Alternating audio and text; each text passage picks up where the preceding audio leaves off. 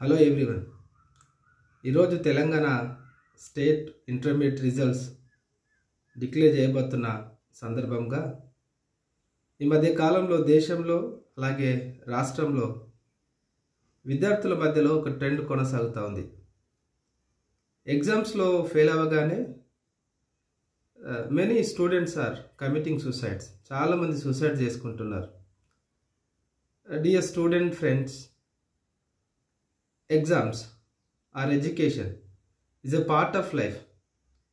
ఇవన్నీ జీవితంలో ఒక భాగమే, కానీ చదువు ఒకటే జీవితం కాదు కదా, ఎగ్జామ్స్ ఒకటే ఫైనల్ కాదు కదా. అలా అనుకుంటే ఫెయిల్ అయిన ప్రతి ఒక్కరు సూసైడ్ చేసుకోవాలనుకుంటే so who will survive in this world? జీవితంలో అనేక సందర్భాలలో అది మేబీ ఎగ్జామ్స్ అవ్వచ్చు, ఇంకొన్నిసార్లు లైఫ్లో వచ్చే సమస్యలు కావచ్చు. ప్రతి వ్యక్తి ఏదో ఒక సందర్భంలో ఓడిపోతూనే ఉంటాడు. చరిత్రలో చాలామంది ఓడిపోయిన వాళ్ళే చరిత్రను క్రియేట్ చేశారు.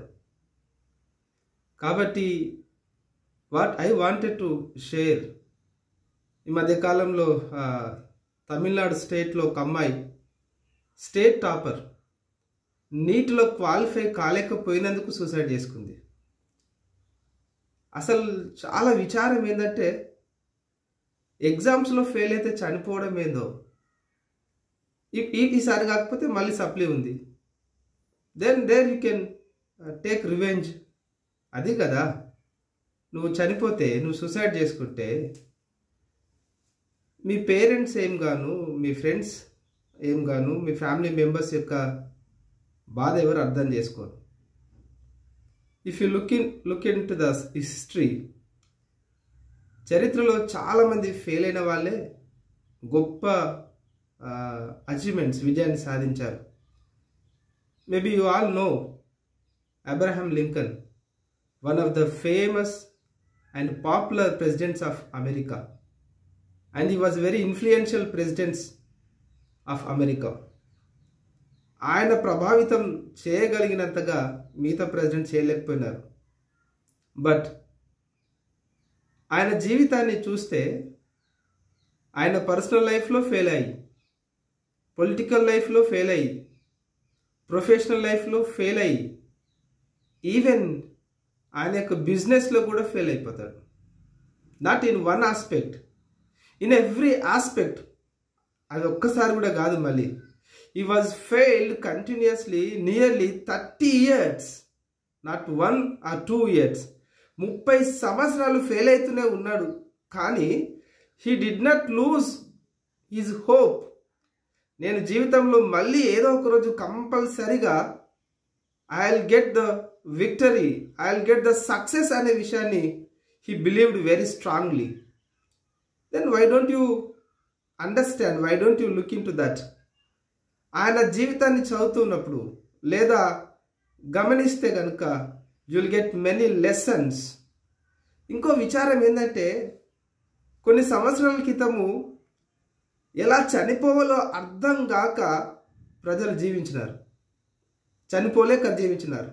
బట్ ఇప్పుడున్న యూత్, ఇప్పుడున్న జనరేషన్లో చాలామంది ఎలా జీవించాలో అర్థం కాక చనిపోతున్నారు. ట్రాజెడీ కదా, చాలా ట్రాజెడీ. ఈవెన్ మీ అందరికి తెలుసు, you have studied already Thomas Alva Edison, who invented bulb. ఆయన లైఫ్లో నియర్లీ 10,000 టైమ్స్ ఫెయిల్ అయినాడు కదా. మరి ఒకవేళ ఆయన ఫెయిల్ అయిన ప్రతిసారి సూసైడ్ చేసుకోవాల్సి వస్తే how many times he would have suicided in his life? అట్లా అనుకుంటే జీవితంలో ఎన్నిసార్లు చనిపోవాలా Thomas Alva Edison? No, failure is not final, failure is the beginning. మన Indian very popular president APJ Abdul Kalam, ఆయన ఏమంటాడు? Never read success stories, that may give you information, but if you read failure stories, that gives the way to overcome your failures.